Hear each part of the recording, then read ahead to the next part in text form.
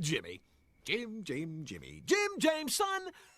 So, update, we are putting the new fender on. We got the old, completely mangled fender off. I'm quite sick, but that's not going to stop me from doing this. This is something I've been wanting to do, and I get the one day off. So let's hop right on. The old fender is completely mangled, completely crinkled. However, this is not the original fender for this vehicle. Almost all of the bolts that were mounting it were loose. And on top of that, it has a pattern of wear that the rest of the vehicle does not seem to have. Not only that, but I can just tell it's not the original fender. We have the new one in the rear seat over there, new, that we're gonna go ahead and slap on, make sure everything lines up correctly and throw on.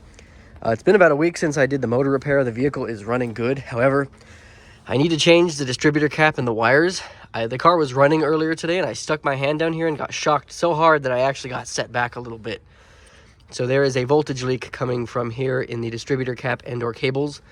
Also, if you remember, I replaced this whole thermostat housing. It is leaking. It's actually this big hose, the hardest hose to get to of all of them.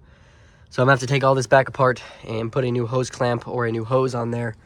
How fun for me. But for today, I think we're gonna focus mainly on the fender because the more I talk, the more out of breath I become. So let's get to getting that old fender back on the vehicle. There it is, all mocked up. I have not bolted anything in just yet. Still quite wobbly. I just wanna make sure everything lines up perfectly before I bolt everything back together. Honestly, this wasn't that hard, so I'm pleased about that. Now that she's all bolted in, it looks pretty good. There's no pinstripe that matches all the way across, but that can be remedied by removing the rest of the completely disgusting pinstripe. I'd also like to polish the fender to make it match the polishing of the rest of it a little bit better, because you can tell this one's a little more opaque than the rest of it. You can see a small glare or like a shine to that one that this one does not have. But overall, for 30 bucks for the fender, I couldn't be happier. Looks perfect. All I gotta do is put down the hood and throw this fender in the trash and we'll be on our way. So another thing I had mentioned previously is that the distributor cap shocks people, like especially me. If you get too close when the car's running, boom, shocks you. So we know this cap is bad. We know the wires are probably bad. I have never checked the plugs on this vehicle. I don't think the previous owner did either. And knowing the previous owner, I don't think they did either. So I'm going to be interested to see what those plugs look like when I take them out. Hopefully they're NGKs, not Champions. Champions don't even belong in a freaking lawnmower. No offense. Guys, shut up. I'm making a video over here. Anywho, it's time to remove the distributor cap. May have to remove the battery. I like that screw. We're going to have to change that at some point. But let's just jump right in. All right, I've taken all 3 screws out of the distributor housing. This is my first removal. So my reaction is what you're gonna see. Who knows what is down in here? That's not terrible. I've seen a hell of a lot worse. They are pretty worn down, not gonna lie. Not sure why it's shocking me. One of these cables somewhere, oh, I think I can see it actually right there. A little pinprick of a hole in it. So that's good. The distributor looks very clean as I break it. Very clean. This must not be the original distributor because this is far cleaner than I was expecting it to be. So this is a good sign thus far. I am gonna have to take off this little rotor and see if there's any play. Not really, that's a normal amount of play. Next, we will take off the spark plug leads. So these are the plugs that I pulled out. They are NGKR plugs. They're not gapped correctly. They're gapped pretty far off at 0.48 instead of 0.32, but they're not terrible. I'm actually quite surprised by this revelation. So I'm sure all 3 of them, the rest of 3 of them, will be the same more or less, but we'll take them all out, put them in a row, and just verify it. Well, there we go. New distributor cap, rotor, plugs, wires, the whole shebang. She-bangs, oh baby. What we're gonna do now is see if she wants to start up in a friendly manner. Most of the time when you go to start this car from its initial cold startup, it kind of stumbles a little bit. It's always kind of done that. I don't think we're gonna get lucky and that's gonna fix that. I think that might just be a permanent fixture of this wonderful automobile. What I like to do is pump the gas once or twice, regardless if it does anything or not, don't know.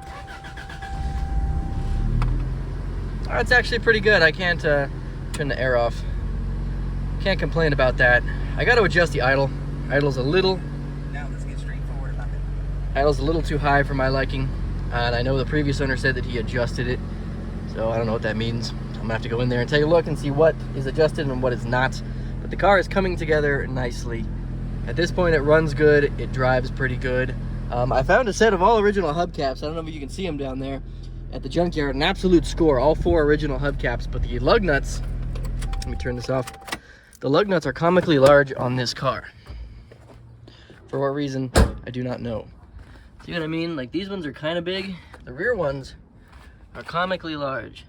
So what I did is I took some off of one wheel and put all small ones on one. You can see that those are the originals. Boy, doesn't that just look like straight out of Russia in 1980. It would say Gaz Volga on it or some crap. But I think that's going to make this look a heck of a lot better now that I've got all 4.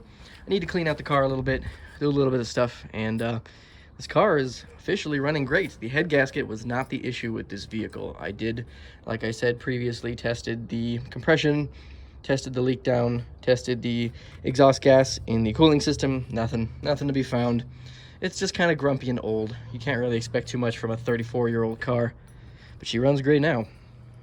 So like I just said, it ended up being nothing to do with the actual head itself and was entirely the fault of the water pump. It was just leaking and not even letting the coolant get into the motor and properly cool it. Once that water pump was changed, along with that timing belt and a couple of other things once I got in there, it sorted the problem itself. As you can see, the water pump down in there, it's kind of hard to see. Nice and new and shiny. I did have to put a new little belt on the water pump and power steering pulley. And while I was in there, I ended up finding out the camshaft and crankshaft bushings, whatever you want to call those, seals were completely shot and just pooching oil, so I had to change those as well. I didn't film that because I have this little thing where when I film things, I end up putting a bolt down somewhere like, you know, like this and up, and then I never see it again. The little boltnoid or bolt goblin comes and steals it when I'm not looking, and I can never find it. And you guys have seen me do this before, so I just took it all apart, put it all back together. It took about 8 hours of my time, and now the vehicle is running absolutely fantastic. The only other thing that we have to do is there is now a noise coming from the cooling fan. The bearing in the cooling fan seems to have gone bad, so we're going to take a look at that next. And hopefully that will officially finish the mechanical aspect of this vehicle. I did end up getting the air conditioning completely working. I did an R134A retrofit kit. You can see this is an addition. You'd pull out the little valve that's in here, do the extension, vacuum the system, put new PAG oil, R134A Freon, and the AC is blowing ice cold. So that is going to take care of most of the mechanicals. Like I said, in a second, we will finish this vehicle completely mechanically by replacing that cooling fan. And it'll be on its way. We could take it down to get a nice clean like it deserves. And we can discuss the future of this car, the future of stuff I'm going to be doing, and some other stuff. So let's get on to that cooling fan. So it's been a few weeks, but we are back working on the wagon. You know, I get busy. I have a new project coming up that's going to be revealed on the channel shortly. A giant project, not a tiny little one like one of these little cars. A much bigger one. So stay tuned for that. But anyway, I had to take out the cooling bottle, and we're going to be taking out this cooling fan. I went to start this car the other day and heard this horrific grinding noise, and unfortunately, the fan ate itself to death. Cannibalism. Don't know why, it just did it, so it's time to take all this apart. We have the new, and by new I mean used, okay, cooling fan over here. I have 2 cup holders, one for each Corolla, because I've been meaning to change those. A set of original headlights that will replace the stupid LED headlights that are in this one now, and a beautifully rare center console for my Corolla. I'm going to be removing it from that one, the one that's in there, and putting it in this one, and putting this one in that one, and you know what I mean. Also, a lot of residue on the hood from dust storms, but I took the sticker off the hood and the sticker off the windshield, and look, a neat roof rack. I found that at the scrapyard. That's sick. It's definitely, I wish it was on this one, but this one doesn't have a provision for roof rails, so how annoying. But let's get to pulling the cooling fan out of this. I may have to completely disconnect the cooling system. I hope not. I would rather just take all of this out than disconnect the cooling system, but we will see. Well, let's hope this new one is better than this one. To be honest, this one looks better. But this one doesn't have any wobble to it, which is good. It's pretty stable. I can spin it nice and quietly. This one, oh well. Being attached to metal isn't helping. See how it kind of gets stuck? This one happily spins. Yeah, okay, that's probably much better. So let's put it in. So finally, I have taken this car for a long drive to get a much needed wash and maybe a little bit of a polish. This crap on here is from when the sticker was there. I've got to take that off. But other than that, you can see the car, other than its, you know, filthy dirtiness, looks much better. It drives much better. Absolutely nothing wrong with it. Very nice and clean for its age, and for the price I paid, I have very little argument. No more smashed in fender on the front. It's a slight bit mismatched, just barely, but it's better than having the whole fender crushed. So let's go over here and give it a little bit of a clean.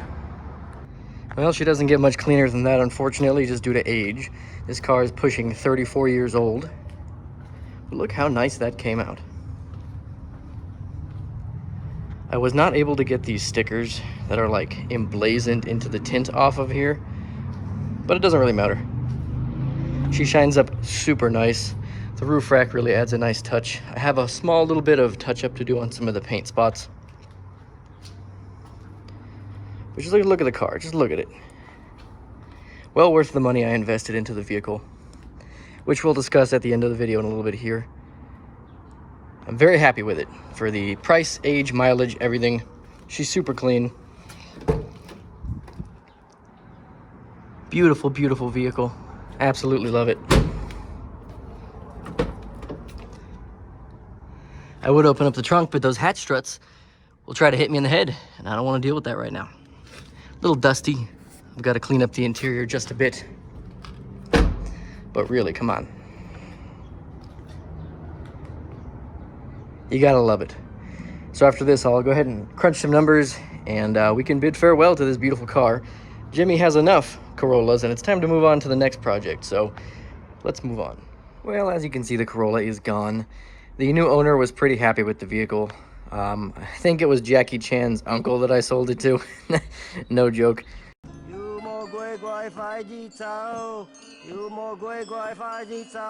Just an elderly Chinese man who was very happy to have a nice functioning car. And I was happy to get it out of my lawn because I really didn't drive it that much. I've got this one, I've got this one, I've got the van. So that makes room for another project. And coming up, we will be discussing the next project because it is coming very quickly. You like those rims? Those things came out nice, didn't they? But yeah, anyway, that's probably going to do it for this video. So thank you guys for watching, and I'm sorry I had to cut this video sort of short. Didn't do that much work in it, but I'll catch you in the next one. Bye.